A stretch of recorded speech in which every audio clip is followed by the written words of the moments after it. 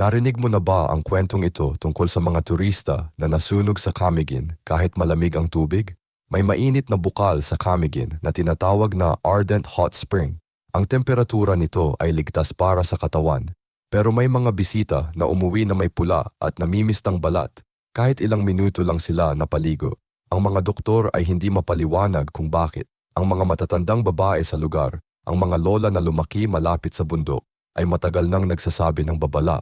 Bago ka pumasok sa bukal, kailangan mong kumuha ng hilaw na bigas at ikakalat ito sa paligid ng tubig. Hindi isang dakot lang, dapat buong puso at may panalangin. Ang salitang binabanggit habang nagkakalat ng bigas ay ganito: "Tagbalay sa tubig, dawato ng among halad, ampingan kami sa inyong ginhawa." Ito ay wikang Bisaya na humihiling ng pahintulot sa mga espiritu ng bundok. Ang mga lola ay naniniwala na ang Camiguin ay tahanan ng mga anito na nagpoprotekta sa lupa.